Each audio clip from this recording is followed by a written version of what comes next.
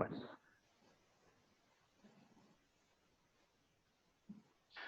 Bueno, la primera participación que tenemos es de la doctora Paloma Villagómez Ornelas, quien es doctora en Ciencias Sociales con especialidad en Sociología por el Colegio de México. Es socióloga por la Universidad de Guadalajara y maestra en Población y Desarrollo por la Facultad Latinoamericana de Ciencias Sociales. Entre 2011 y 2014 fungió como directora de normas y métodos de medición de la pobreza en el Consejo Nacional de Evaluación de la Política de Desarrollo Social, CONEVAL, donde posteriormente fue directora general adjunta de lineamientos de medición de pobreza y desarrollo social entre 2018 y 2019. Sus áreas de interés son la pobreza, la desigualdad social y sus expresiones en el espacio alimentario. El tema que nos va a presentar es mercados alimentarios frente a la pandemia, desigualdades de acceso y calidad. Muchísimas gracias, doctora Paloma. Adelante. Bueno, muchas gracias, Juan Alberto, muchas gracias por la invitación, a la UAP también.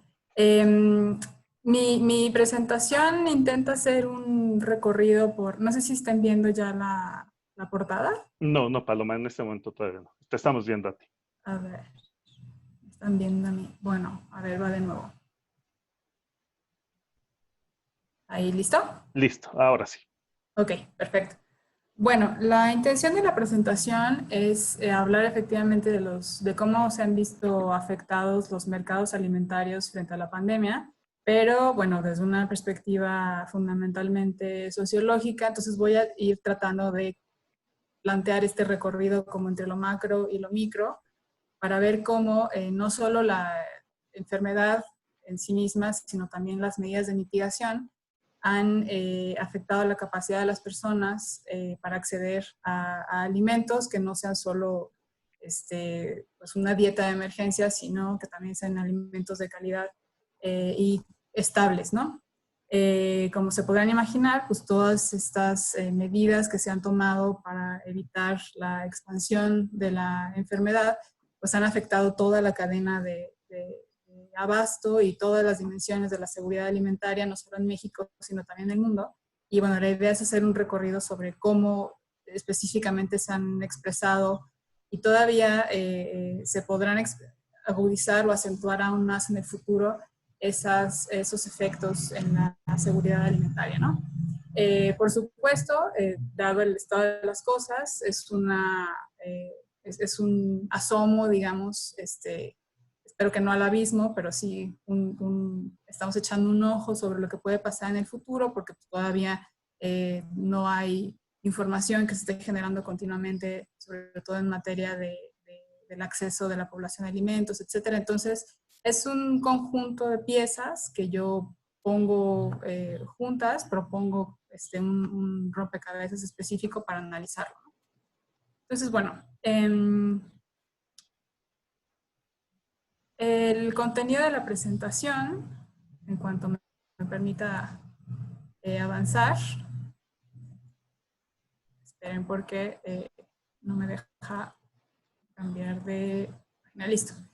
El contenido, el recorrido va más o menos así, ¿no? Vamos a hacer un breve recuento de dónde estábamos antes de que surgiera el COVID en el mapa de riesgos e incluso en nuestro lenguaje cotidiano. Después vamos a ver cómo la pandemia ha afectado cada uno de los eslabones de la cadena de abastos de alimentos, cómo se está ya expresando y cómo podría seguirse manifestando el efecto de esta pandemia en las prácticas alimentarias que suyo ya eran desiguales, y vamos a ver cuáles son esas diferencias. Y quisiera terminar con una reflexión sobre la posibilidad de que la pandemia no solo sea una crisis, sino también una ventana de oportunidad, en más de un sentido, al menos para el sistema alimentario, ¿no? Entonces, bueno, muy rápidamente, el tema de la seguridad alimentaria ya era un problema antes de la pandemia. Entonces, cualquier diagnóstico más o menos serio, mundial y también a nivel nacional, pues han apuntado hacia la posibilidad, con una muy alta probabilidad de suceder, de que tanto la pobreza como la inseguridad alimentaria se acentúen en el tiempo, ¿no? Y hay que recordar que este no va a ser un problema que se termine justo cuando pasemos el periodo de crisis de la pandemia, sino que una vez que se asienten todos los efectos económicos que va a tener, pues el tema de la alimentación se va a prolongar todavía por varios meses, ¿no? Pues bueno, en el mundo había más de 820 millones de personas que vivían en una situación de hambre, más de 2.000 millones en inseguridad alimentaria, y ya se visualizaba muy claramente lo que suele presentarse como una paradoja, ¿no? O sea, un mundo, una proporción muy importante de la población hambrienta, pero también con sobrepeso u obesidad, lo que se llama la doble carga de la malnutrición, que es este fenómeno en el que un país o incluso un hogar pueden presentar al mismo tiempo déficits nutricionales y situaciones de sobrepeso u obesidad como producto de una mala alimentación. En el caso de México, además, lo enfrentábamos con 52 millones casi 53 millones de personas en pobreza, casi 10 millones de personas en pobreza extrema, de los cuales cerca de 50 millones se encontraban en inseguridad alimentaria. Teníamos 25 millones de personas que tenían carencia de acceso a la alimentación, de acuerdo al indicador que produce Coneval, que junta, digamos, a las personas que tienen niveles de inseguridad alimentaria moderados y severos. Lo suma y el total es 25 millones de personas que equivalen al 20% de la población. Y además tenemos a 3 de cada 4 personas adultas de mayores de 20 años con sobrepeso u obesidad. Entonces, digamos que en el tema de la inseguridad alimentaria y los problemas de malnutrición, México es un muy buen ejemplo de lo que estaba sucediendo a nivel mundial. Vemos también que a lo largo del tiempo, esta situación en la que nos encontró la pandemia, pues demuestra, por lo menos en los últimos 10 años, cierto estancamiento, ¿no? Así como la reducción de la pobreza en México y también en el mundo se detuvo de algún modo a partir de la crisis de 2008-2009, también lo hizo la inseguridad alimentaria y no hemos podido recuperar los niveles que teníamos hace 10 años, ¿no? No hemos avanzado mucho en ese sentido. Quizá ahí la seguridad alimentaria, que es la línea azul que ven en la gráfica de la izquierda, ha mejorado un poco, pues por rejuegos que hay sobre todo en los niveles menos graves de la inseguridad alimentaria. Pero digamos que los más severos, que son los que forman la carencia de acceso a la alimentación medida por Coneval, permanecen más o menos estables. Y también vemos en la gráfica de la derecha que es un problema que claramente se concentra en los estratos de menores recursos, donde cerca de 1 de cada 3 hogares, por ejemplo, el primer decil, tienen carencia por acceso a la alimentación. Ahora, en términos de lo que está pasando en el mundo, bueno, en varios documentos de hace más o menos 30 años, pues ustedes recuerdan que Jean Drèze y Amartya Sen en su libro de Hambre y Política Pública, Acción Pública, decían cómo los desastres naturales, sus efectos en la alimentación o en el hambre, pues difícilmente en este momento de la historia moderna de la producción de alimentos son producto de una escasez de comida en términos absolutos, sino de cómo se distribuye, cómo se produce, cómo se acumula y cómo se distribuye la riqueza, ¿no? Después, en 1996, también Martin Ravalion enfatizaría que muchos de estos problemas de producción, acumulación y distribución de la riqueza no son necesariamente fallas del sistema económico, sino resultados de varios de sus componentes sustantivos que funcionan así de una manera normal, pero que efectivamente tienen consecuencias en la desigualdad, ¿no? Y bueno, en este caso es muy buen ejemplo de cómo no deberíamos esperar que hubiera consecuencias demasiado graves en términos de hambre, digamos, en el mundo, dado que la producción mundial de alimentos se encuentra en máximos históricos. En esta ocasión, a diferencia de la crisis de 2008-2009, no hay una alza marcada de los precios de los energéticos, como si sucedió entonces. Además, hace 10 años, 11, las cosechas de productos básicos estaban afectadas por varias sequías. El tema del cambio climático en ese momento afectó muchísimo, no es el caso ahora. México además se encuentra en una posición mejor que la que se encontraba entonces en términos de la balanza comercial de producción e intercambio de alimentos, tiene un superávit desde 2015 gracias a que ha aumentado mucho sus exportaciones en ciertos productos como hortalizas, leguminosas, legumbres, frutas, aguacate, etcétera, ¿no? Y lo cierto es que también tiene un problema de dependencia en insumos básicos como maíz, soya, trigo, que en este momento parecerían estar garantizadas. Mucha de la información que produce SADER, la Secretaría de Agricultura de Desarrollo Rural, enfatiza una serie de acuerdos y negociaciones que han tenido para mantener los flujos de importaciones y exportaciones con los países que son socios principales, pero digamos que si se desata una nueva guerra de energéticos y el precio sube, o también si cae demasiado, también es un problema para los agricultores, en particular para los pequeños y los medianos, podría haber problemas. Entonces es un elemento hasta ahora de incertidumbre, ¿no?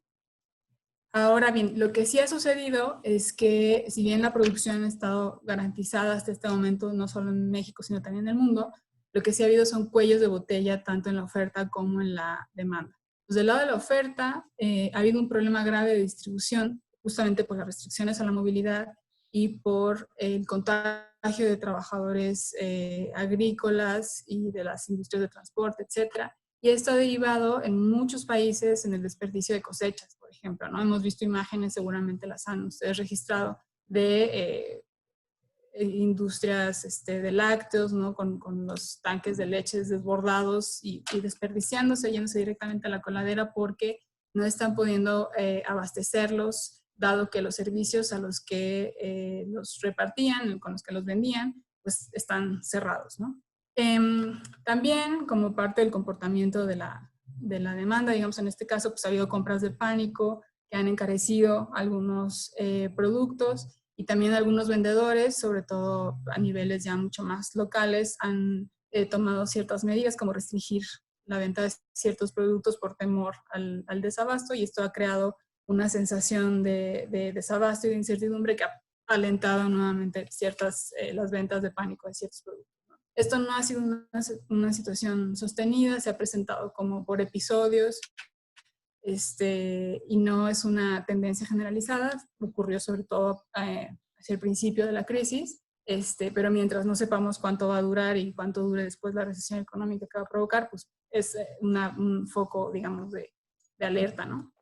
Y también vemos la limitación en la operación de centros estratégicos de establecimiento, como centrales de venta de productos por mayoreo, por ejemplo, que justo por la naturaleza del trabajo, pues son focos de riesgo del contacto entre personas y la concentración y etcétera.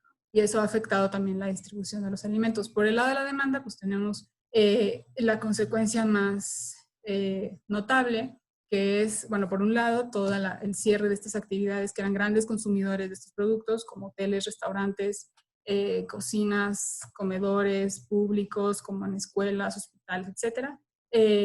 Y, por supuesto, la pérdida parcial o total de los ingresos que ha representado como pues, la metida de freno de mano sobre la economía, ¿no? Y también, pues, por supuesto, la disminución en el consumo que ha implicado las restricciones a la movilidad por el confinamiento. Ahora, en términos de cómo se comportaba el consumo de alimentos en el país, esto es una imagen también, imágenes antes de la tragedia, ¿no? Cómo se comportaba el consumo de alimentos en el país. Y bueno, este es un dato que ustedes conocen muy bien, cómo los deciles con menores recursos destinan mayor parte de su gasto en alimentos. Vemos el primer decil que destina hasta la mitad de sus gastos totales en alimentación, y ese porcentaje va bajando hacia los deciles más ricos. Y vemos también esta barra en gris, que es la proporción del gasto en consumo de alimentos preparados y consumidos fuera del hogar, que aumenta conforme aumenta el nivel económico, pero que también es una tendencia que ha aumentado a través del tiempo, conforme la vida urbana se complejiza y se recurre mucho más a la alimentación fuera del hogar. Y esta es una tendencia que también se vio afectada evidentemente por la pandemia y las medidas de mitigación. Por supuesto, como una práctica social, digamos, comer fuera de casa tiene motivaciones y costos y contenidos totalmente distintos entre el primer decil y el décimo, ¿no? El primero es un consumo más bien de subsistencia cotidiana, conforme enriquece el estrato, pues ya tiene más connotaciones de ocasión social, de disfrute, de recreación, etc. Ahora, las dietas, ¿no? ¿Cómo estaba el consumo de alimentos en el país en términos de la calidad de las dietas? Bueno, también es muy conocido que los estratos con menores recursos tienen dietas que están más inclinadas hacia los consumos muy altos de alimentos con gran densidad energética y poco aporte nutricional. Y bueno, aquí lo vemos, ¿no? En 2018 había una concentración muy importante de calorías, carbohidratos y grasas en los primeros deciles que va disminuyendo sustantivamente conforme el nivel de riqueza aumenta.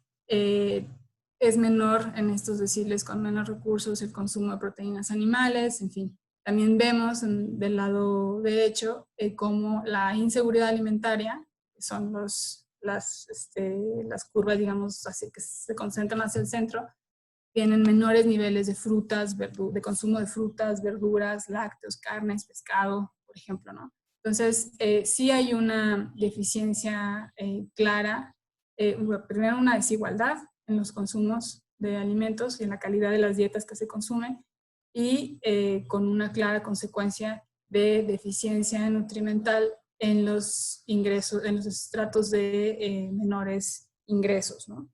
Ahora, es un asunto de preferencias, como frecuentemente se interpretan estos datos, o sea, a las familias, a las personas que tienen menos recursos, prefieren comer así, les gustan más dietas basadas en este tipo de alimentos con alto contenido calórico, muy gustosas, pero con poco aporte nutricional.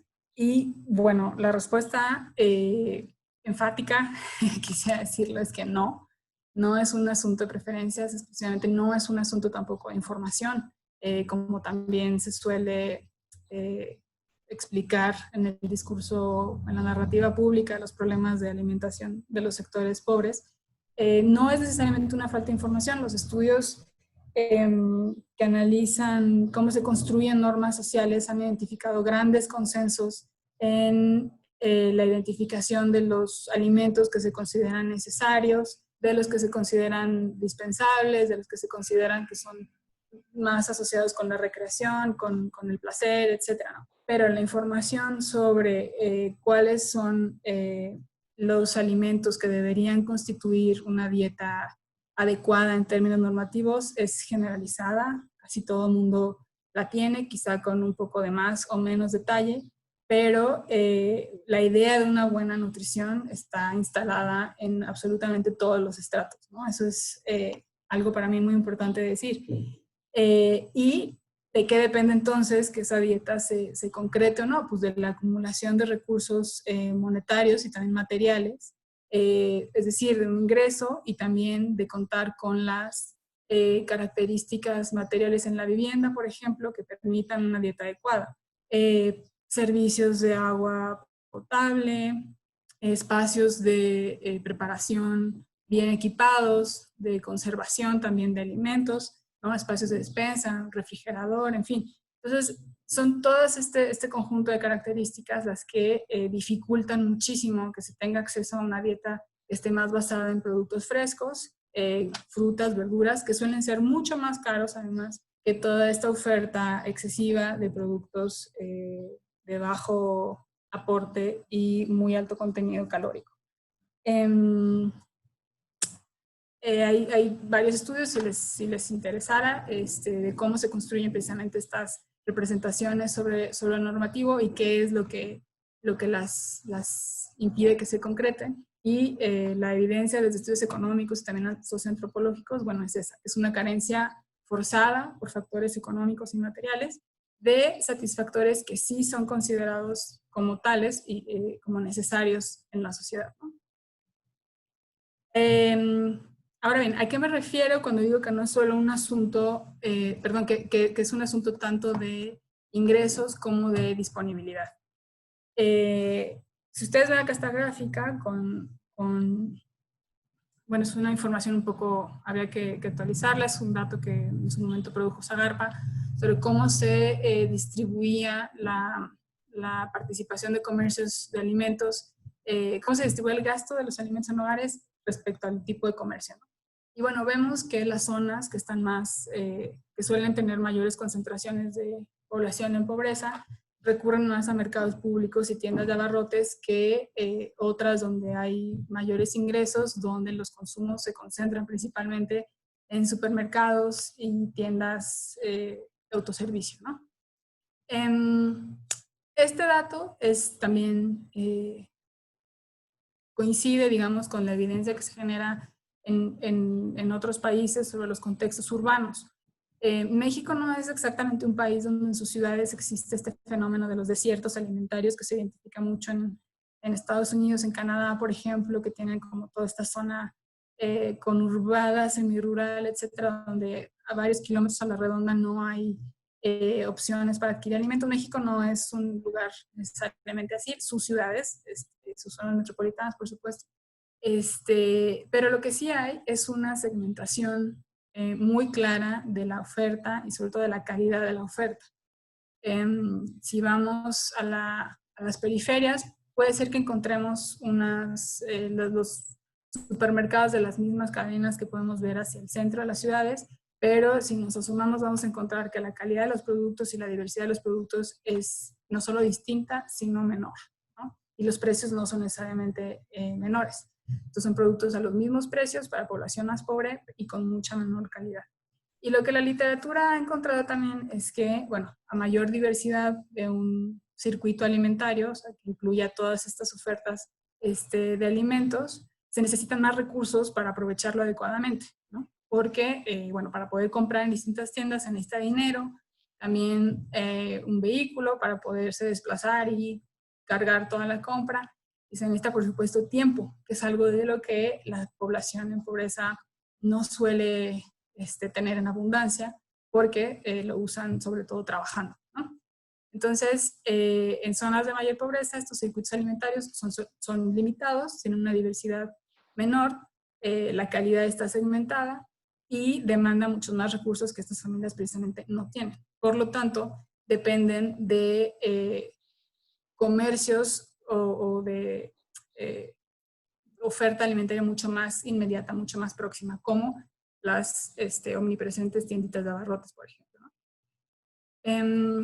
Perdón. Ahora, dentro de esta oferta, a la que recurren principalmente las personas que compran alimentos, ¿qué efectos ha tenido bueno, el COVID? Son también diferenciados. Y desafortunadamente, pongo acá en rojo los que han sido impactados con mayor fuerza, que son los mercados públicos y los tianguis, que son justamente los dos centros de abastecimiento de productos frescos, de frutas y verduras, algunos cárnicos, etcétera, para familias de menores recursos. Estos, bueno, han visto limitada su operación, tanto por contagio como por que son espacios de confluencia, hacinamiento incluso, etcétera, donde el contacto pues, los coloca en una situación de mucha vulnerabilidad.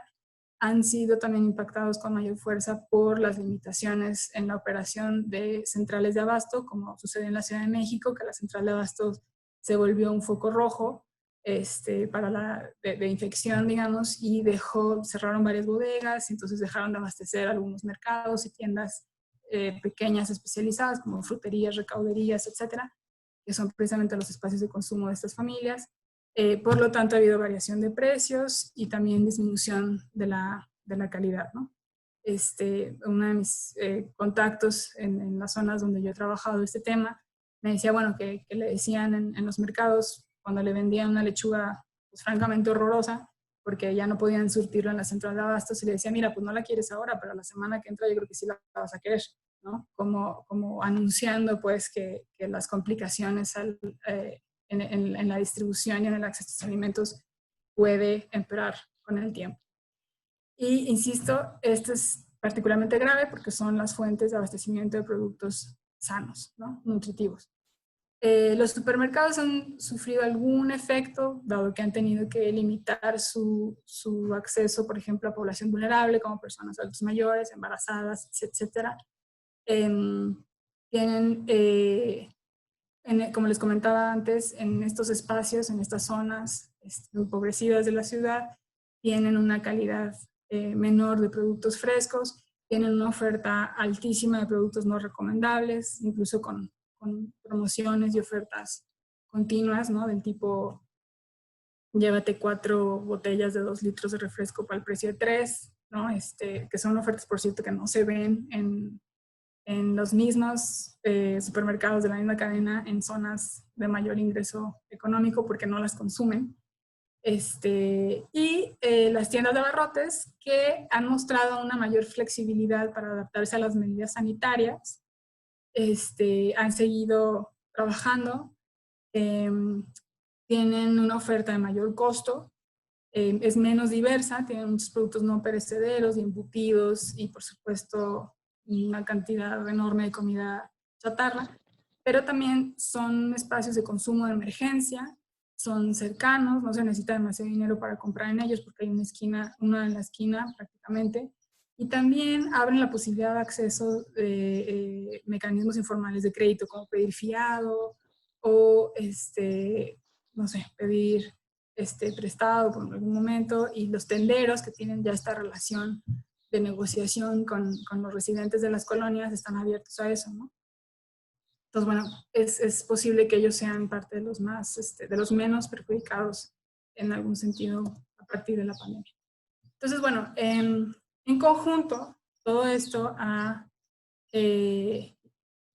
presentado obstáculos a dimensiones esenciales del acceso a los alimentos en las familias, la disponibilidad, como les contaba, ¿no? en esta restricción del margen de opciones a las que tienen acceso a las familias, en el costo, por supuesto, se incrementa ante la escasez de productos frescos y de buena calidad, pues aumenta la oferta de productos no recomendables. Entonces es probable que la calidad de las dietas durante la pandemia,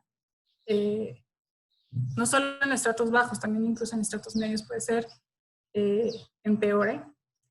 También la planeación, que es una dimensión de las prácticas alimentarias en los hogares pobres que está duramente castigada por la pobreza, ¿no? O sea, estas personas no tienen capacidad para diferir sus gastos en el tiempo, planear compras, planear menús, diferir también el trabajo, ¿no? O sea, como organizarse mejor porque están constreñidas a un margen de inmediatez, que es lo que da vivir al día. También ha afectado el trabajo, en particular el trabajo alimentario, y esto significa que se trata en particular del trabajo de las mujeres, ¿no?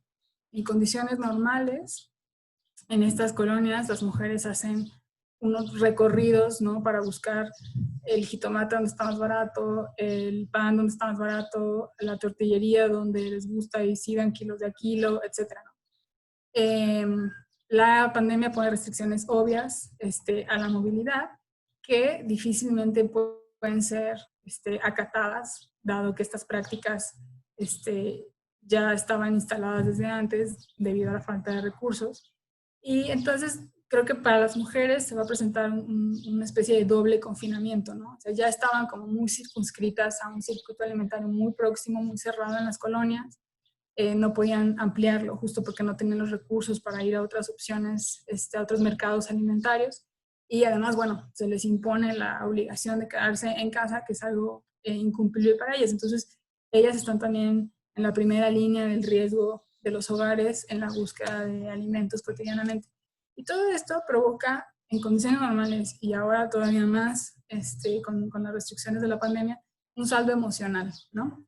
Que es frecuentemente narrado por las personas, por las familias, que hablan de insatisfacción, de ansiedad por saber qué van a comer sus hijos. y una culpa por no estar siendo proveedores eficientes y madres en particular cuidadosas y protectoras y, en fin, cómo estar ejerciendo eficientemente un rol maternal, como se imagina, ¿no?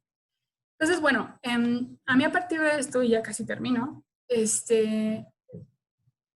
identifico 3 espacios, que son solo 3 espacios de muchos más que puede haber, en los que creo que podrían representar oportunidades hacia el futuro, ¿no? Justo porque ahí se observan muy bien las desigualdades y están muy bien identificados y se podría trabajar sobre ellos en el futuro inmediato incluso, ¿no? Uno es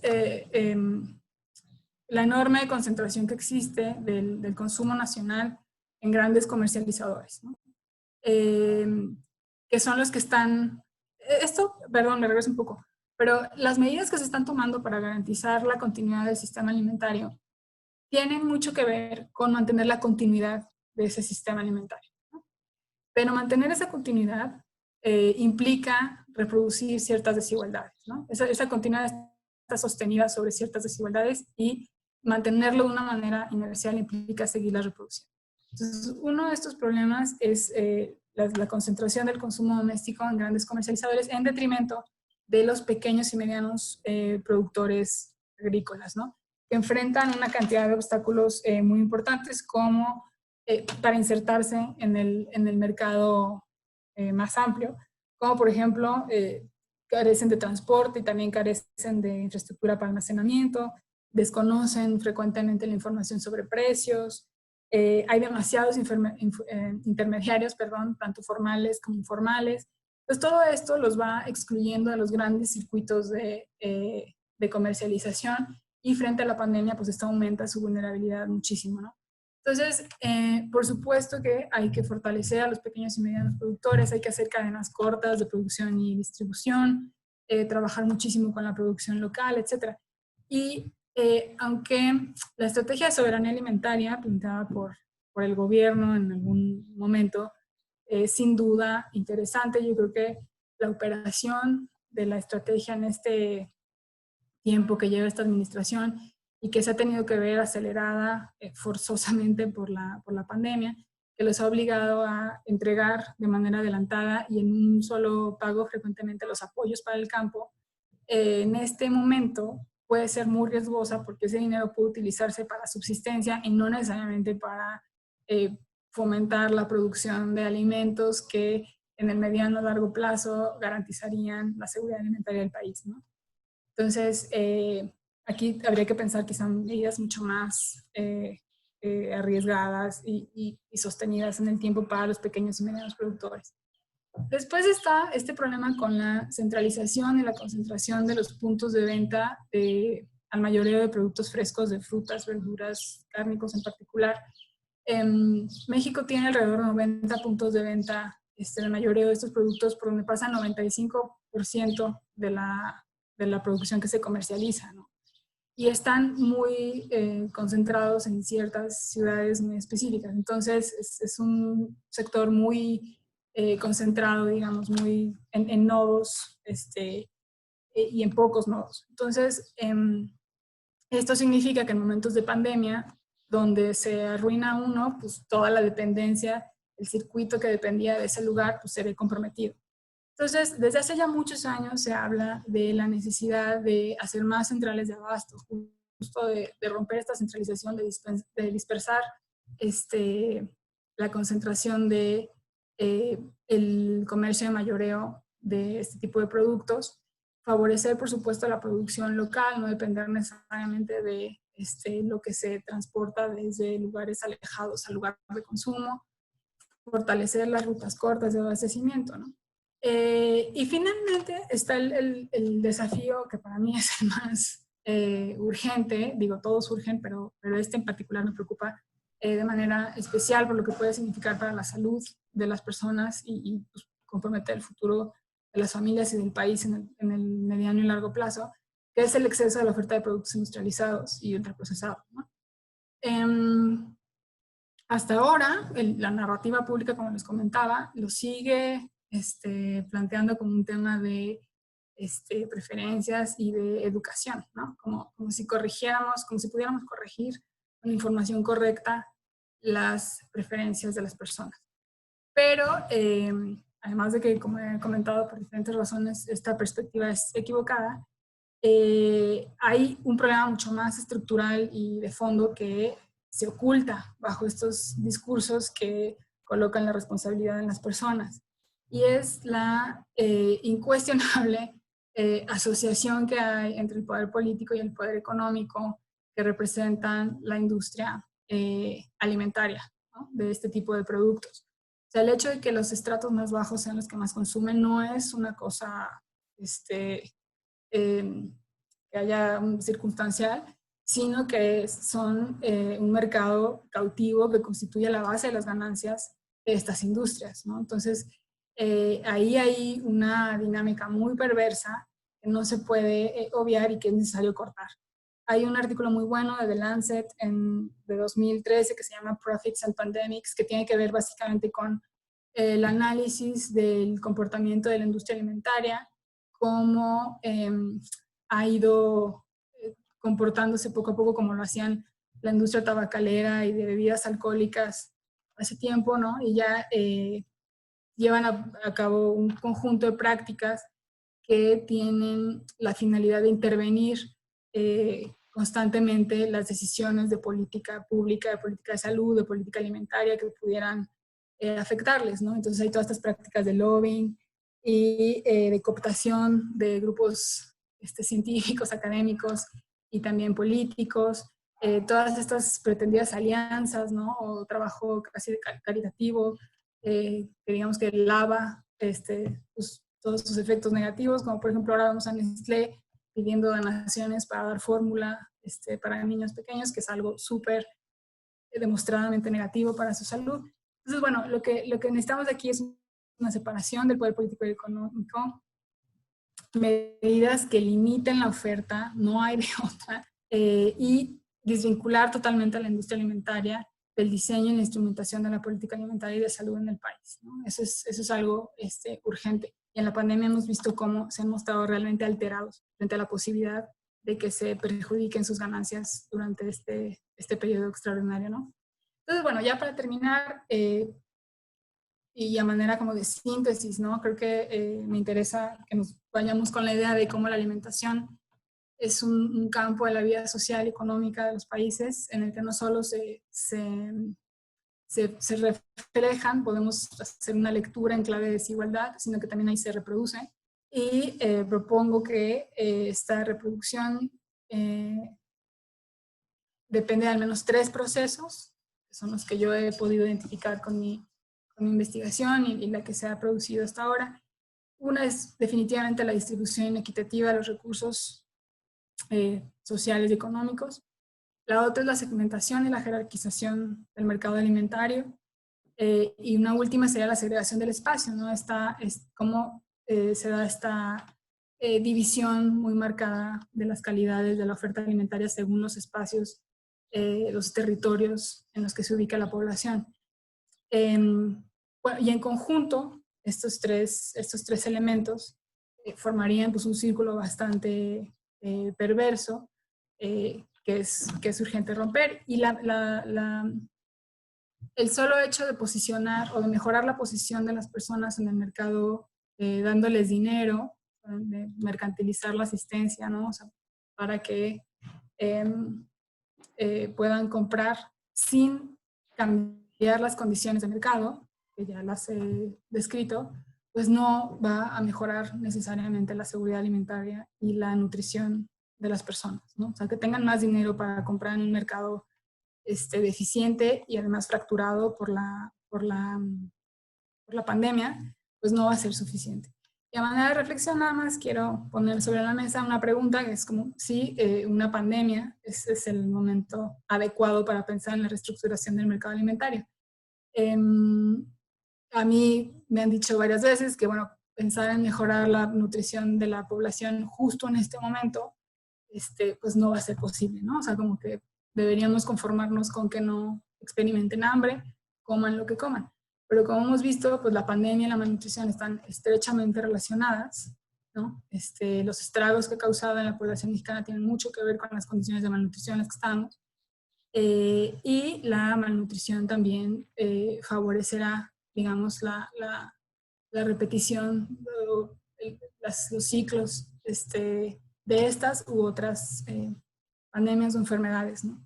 Y me parece que justo un momento en el que se tuvo que romper la inercia de cómo venían funcionando las cosas, pues podría ser una oportunidad para proponer cambios radicales y arriesgados, plenamente justificados por las desigualdades, los vacíos y las injusticias que la pandemia ha revelado, ¿no?